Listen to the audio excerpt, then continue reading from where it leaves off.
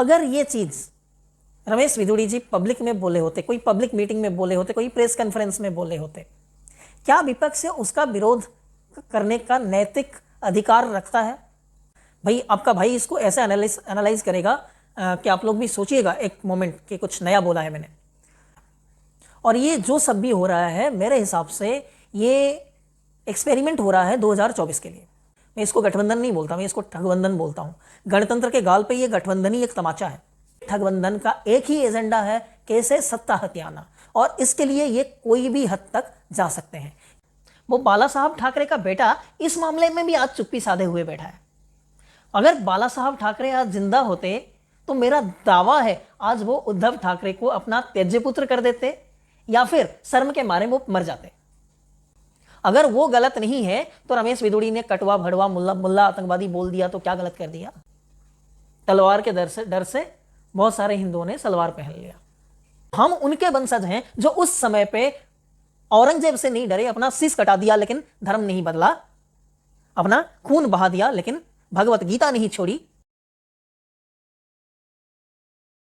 नमस्कार दोस्तों, मैं बीरू स्वागत करता हूं आप सबका मेरे चैनल डीप इनसाइट इंडिया के आज के एपिसोड में।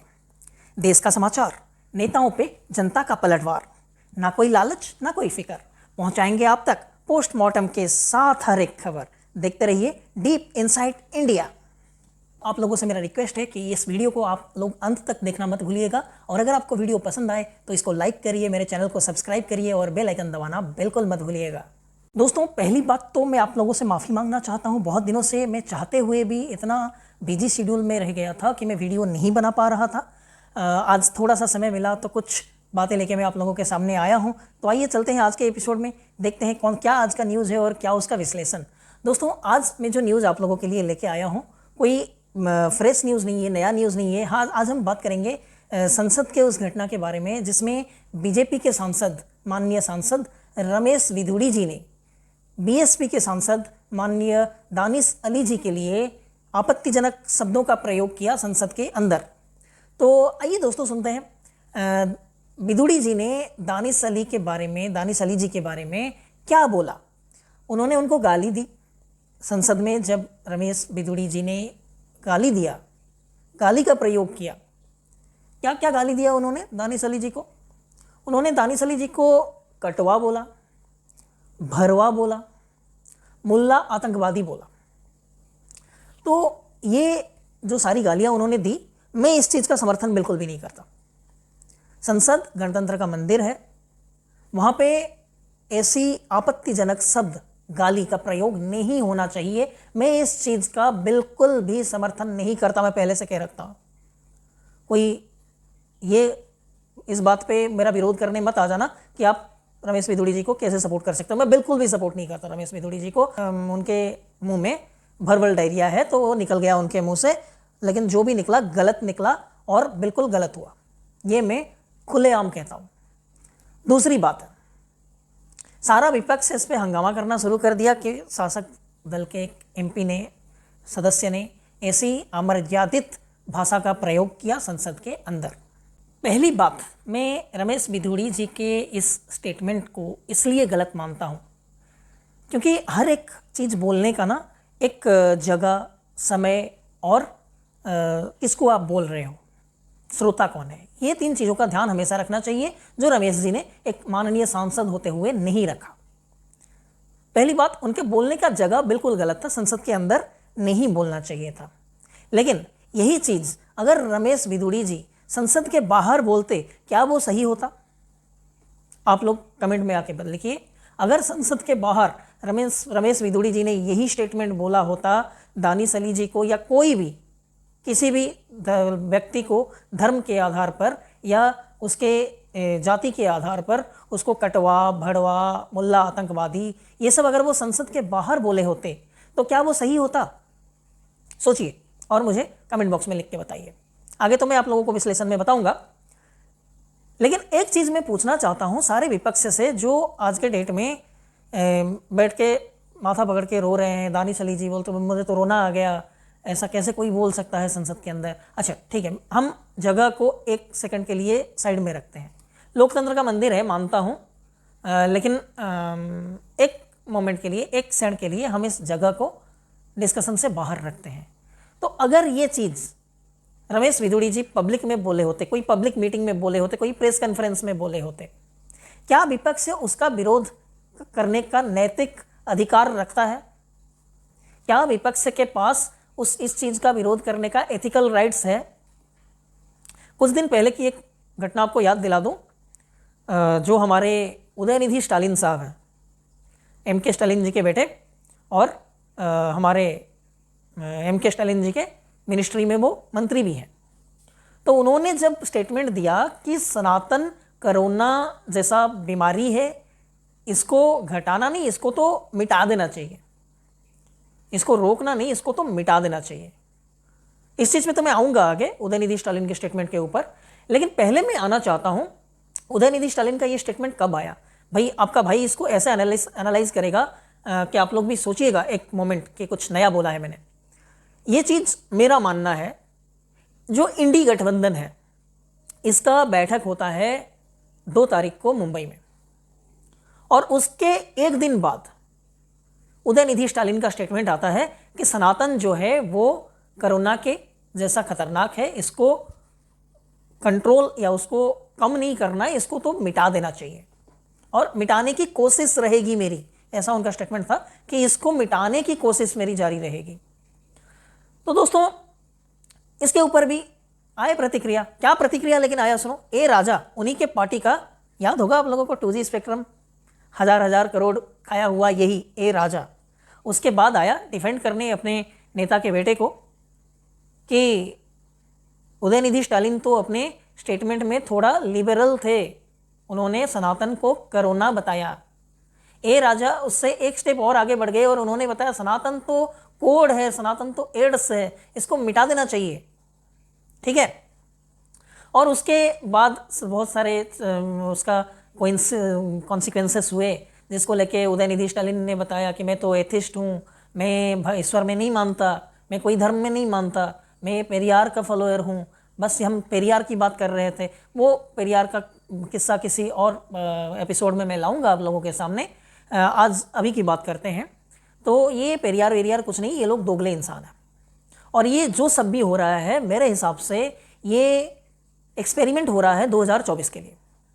आप लोगों को याद होगा कुछ दिन पहले आरएसएस ने एक अपना थ्योरी बताया था बीजेपी को कि 2024 का जो इलेक्शन है वो हिंदुत्व एजेंडा पे जीता नहीं जा सकता।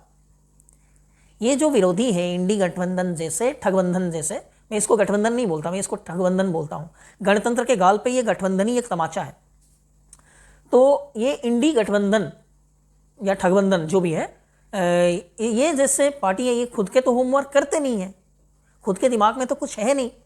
तो जो आरएसएस ने बीजेपी को बताई थी उसी को आगे लेते हुए ये लोग अभी इसको हिंदुत्व के एजेंडे पे लाना चाहते हैं कि इनको भरोसा है कि मोदी सरकार या भाजपा जो है 2024 का इलेक्शन हिंदुत्व के दम पे नहीं जीत पाएगी, क्योंकि ये आरएसएस ने बोला है। क्योंकि हिंदुत्व अभी सोया हुआ है, वो करबट ले रहा है, थोड़ा थोड़ा अंगड़ाई ले रहा है, अभी उसको जगने के लिए बहुत समय है।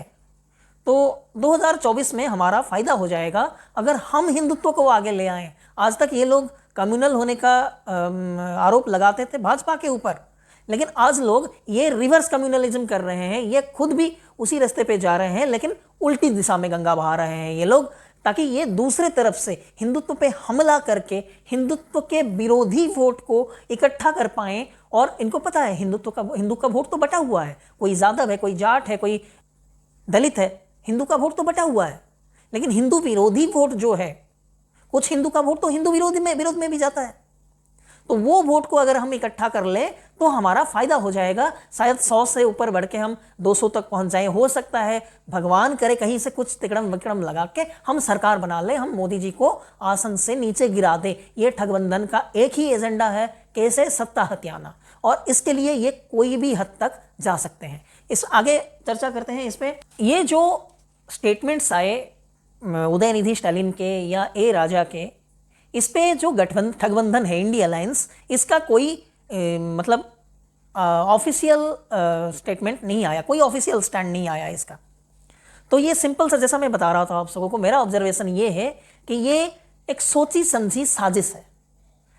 जो मुंबई का अधिवेशन है उसमें सारे नेताओं के अंदर ये चीज पक्का डिस्कस हुआ है और इस चीज को सामने लाने के लिए उदयनिधि स्टालिन, प्रियंक खड़गे, ये सब जैसे नेताओं को चुना गया है, स्वामी प्रसाद मौर्य, ये सब नेताओं को चुना गया है, जिससे ये एक नैरेटिव सेट हो, ये एक नैरेटिव बने कि जो देश का यूथ है वो ये चीज चाहता है। राहुल गांधी 52 साल के 53 साल के जुबा नेता हैं, तो उनके सपोर्ट में ये एक नैरेटिव चलाया जाए कि देश का जो युवा है वो हिंदुत्व का समर्थन नहीं करता, वो हिंदुत्व के विरोध में खड़ा है। सबसे अजीब बात जो इसमें है ना, ये इंडिया अलायंस का घटक दल में से एक दल है शिवसेना, और उसके जो प्रमुख हैं वो है उद्धव ठाकरे। वो बाला साहब ठाकरे का बेटा इस मामले में भी आज चुप्पी साधे हुए बैठा है। अगर बाला साहब ठाकरे आज जिंदा होते तो मेरा दावा है आज वो उद्धव ठाकरे को अपना त्यज्य पुत्र कर देते या फिर शर्म के मारे वो मर जाते। बाला साहब ठाकरे जैसा हिंदू हृदय सम्राट का बेटा सत्ता के नशे में, कुर्सी के मोह में ऐसे फंस गया है जैसे स्पाइडर का जाला में फंस जाते हैं ना, मकड़ी के जाले में मक्खी वगैरह फंस जाते हैं, वैसे फंस गया है उद्धव ठाकरे इस इंडिया अलायंस के जाला में, इस सत्ता के नशे में।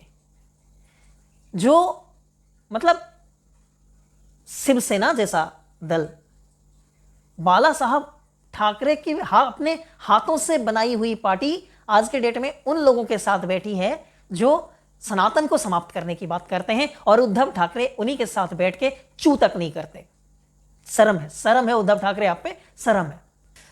इस बात पे और एक चीज पे आऊंगा। रमेश बिधूड़ी जी ने कटवा बोला, भरवा बोला, मुल्ला आतंकवादी बोला, इस पे बहुत सारा हंगामा हुआ।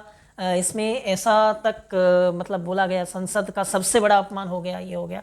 कोई बात नहीं, गलत हुआ, रमेश बिधूड़ी जी की गलती है, उन्होंने गलत किया है, तो जो भी कॉन्सिक्वेंसेस है वो उनको भुगतना पड़ेगा, उसको छोड़िए। मैं और एक चीज़ पे आता हूँ, ये एक हैदराबाद वाली बात पे आता हूँ। अकबरुद्दीन ओवैसी का स्टेटमेंट था, देश से 15 मिनट के लिए पुलिस हटा दो, फिर देखो कौन डरता है और कौन डराता है। इस स्टेटमेंट के ऊपर कभी कोई कांग्रेसी ने विरोध में बयान दिया है कि अकबरुद्दीन ओवैसी गलत है? असदुद्दीन ओवैसी ने यूपी में प्रचार के समय पे बोला था, मोदी हमेशा नहीं रहेगा, जोगी हमेशा नहीं रहेगा, एक बार इन लोगों को जाने दो, फिर कौन तुम्हें बचाएगा। खुली धमकी मंच के ऊपर से। क्या इसको किसी कांग्रेसी नेता या विरोधी के किसी भी नेता ने विरोध किया था? तो बस मैं ये मान के चलूं कि ये जो इंडी गठबंधन के ठगबंधन के नेता हैं या जो भारत का विपक्ष है, उसके लिए बस ये जगह का ही अंतर है। रमेश बिधूड़ी जी ने गलत जगह पे बोल दिया, लेकिन बात सही बोला है। यही है क्या? अगर आपने अकबरुद्दीन ओवैसी को 15 मिनट वाले स्टेटमेंट पे विरोध नहीं किया, अगर आपने असदुद्दीन ओवैसी को मोदी और जोगी के बाद कौन बचाएगा उस स्टेटमेंट पे विरोध नहीं किया, क्या नैतिक अधिकार है आपका आज के डेट में रमेश बिधूड़ी के बात को विरोध करने का? तो आप लोग क्यों बेकार में बकवास और तमाशा कर रहे हो भाई? अगर सिर्फ जगह की बात है, क्योंकि आप लोगों को तो कोई दिक्कत नहीं है उदयनिधि स्टालिन के स्टेटमेंट से, ए राजा के स्टेटमेंट से, प्रियंक खड़गे के स्टेटमेंट से, अकबरुद्दीन ओवैसी के स्टेटमेंट से, असदुद्दीन ओवैसी के स्टेटमेंट से, फिर क्यों बेकार का ढोल पीट रहे हो? गलत हो गया, गलत हो गया, संविधान पर का संहार हो गया। भाई कौन सा भारत का संविधान आपको सनातन का खुले में अपमान का समर्थन करने का हक दे देता है? क्या संविधान सिर्फ मुसलमानों की रखवाली के लिए बनाई गई है? यह सवाल है मेरा आप लोगों से। जब भी मुसलमान पे बात आती है या फिर कोई बात खींच के मुसलमान तक पहुंचा दिया जाता है, तभी संविधान की याद आती है। हिंदुओं के लिए संविधान नहीं है। इस देश का 80% 85% जनता, उस पर संविधान का कोई हक नहीं बनता। हम संविधान की बात नहीं कर सकते? आपको संविधान हक देता है हिंदुओं की धर्मीय भावना के साथ खेलने का? क्या उदयनिधि स्टालिन को संविधान का हक, संविधान ने यह हक दिया है कि सनातन को मिटाने की बात करो? क्या ए राजा को संविधान ने हक दिया है कि सनातन को कोड और एड्स के साथ तुलना करो? स्वामी प्रसाद मौर्य को क्या संविधान ने यह हक दिया है कि आप हिंदुओं की भावनाओं को आघात पहुंचाओ? अगर वो गलत नहीं है तो रमेश बिधूड़ी ने कटवा भड़वा मुल्ला आतंकवादी बोल दिया तो क्या गलत कर दिया? अगर उनके शब्द गलत नहीं है, उदयनिधि स्टालिन के शब्द गलत नहीं है, ए राजा के, प्रियंक खड़गे के, स्वामी प्रसाद मौर्य के, अकबरुद्दीन ओवैसी, असदुद्दीन ओवैसी के, ओवैसी ब्रदर्स के, अगर उनके शब्द गलत नहीं है तो इनके शब्द भी गलत नहीं है, सही है, बोलने दीजिए। हाँ, गलत जगह पे बोल दिया, उसका कॉन्सिक्वेंसेस वो फेस करेंगे। आप लोग अपना तमाशा बंद करिए। याद आ गया अचानक से एक बढ़िया सी बात आप लोगों को बताता हूँ। ये अकबरुद्दीन ओवैसी के और असदुद्दीन ओवैसी के स्टेटमेंट्स के बारे में एक चीज़ एनालिसिस मेरे दिमाग में आई। तो दोस्तों, ये जो अकबरुद्दीन ओवैसी था, बोल रहा था 15 मिनट के लिए पुलिस हटा दो, फिर देखते हैं कौन डरता है कौन डराता है। और ये जो असदुद्दीन ओवैसी है जो बोलता है मोदी और जोगी हमेशा नहीं रहेंगे, एक बार इनको जाने दो, फिर तुमको कौन बचाएगा। तो इनको एक चीज़ मैं बता दूं भाई, भारत में जो है, जो भी मुसलमान है, जो भी क्रिश्चियन है, जो भी बाकी के धर्म है, ये तो कोई अरब से या कोई रोम से यहाँ पे तो आया है नहीं। 99.9% जो दूसरे धर्म के लोग हैं वो हिंदू धर्म से ही कन्वर्टेड है, ठीक है। और ये कन्वर्ट हुए कैसे? तो जो फैक्ट है मैं वो चीज़ बताता हूँ। आप लोग चाहो तो मुझे विरोध कर सकते हो, कमेंट में आइए, लिखिए अगर आपकी बात मेरी बात से अलग है। जो भी ये धर्मांतरण हुए हैं, कुछ लालच में हुए हैं, कुछ अपना व्यक्तिगत सुख सुविधा वगैरह उसके लालच में धर्मांतरण हुए हैं, और कुछ तलवार के नोक पे हुए हैं। ये जग जाहिर है। जो जिस टाइम भारत आक्रांताओं के अधीन में रहा, मुगलों के अधीन में रहा, औरंगजेब, बाबर, इन सब के शासन के समय पे ये धर्मांतरण हुए हैं। तलवार के डर से बहुत सारे हिंदुओं ने सलवार पहन लिया। तो दोस्तों, ये जो अकबरुद्दीन ओवैसी है, ये उन्हीं के वंशज हैं, या असदुद्दीन ओवैसी है उन्हीं के वंशज है जो उस टाइम पे डर के मारे अपना धर्म बदल लिया था जान बचाने के लिए।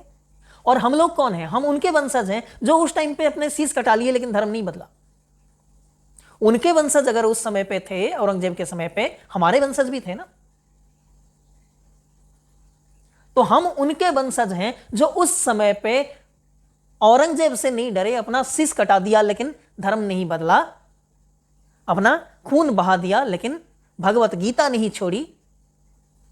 और आज ये हमें डराने की कोशिश करते हैं, 15 मिनट के लिए हटा दो पुलिस, देखते हैं कौन डरता है और कौन डराता है। तो मेरे सभी हिंदू भाइयों से ये निवेदन है, जरा गौर से सोचिए इस बात को। हम लोग वो हैं जिसको ये भगवान मानते हैं ना, आक्रांता, उनसे हमारे पूर्वज नहीं डरे थे। हमारे पूर्वज वो थे जो उनसे नहीं डरे थे और अपना धर्म नहीं छोड़ा था। और आज हम क्या कर रहे हैं, सोचिए और कमेंट में लिखिए। तो दोस्तों, आज के लिए इतना ही। फिर आऊँगा बहुत जल्दी आप लोगों के पास नया वीडियो लेके। लाइक सब्सक्राइब करना मत भूलिए। जो भी मैंने आपसे सवाल पूछे हैं, अगर मेरे मत से आप सहमत हो या कोई मतांतर है तो कमेंट बॉक्स में लिखिए, और इस वीडियो को ज़्यादा से ज़्यादा शेयर करना मत भूलिएगा। तो दोस्तों, देखते रहिए डीप इनसाइट इंडिया। नमस्कार, जय श्री राम।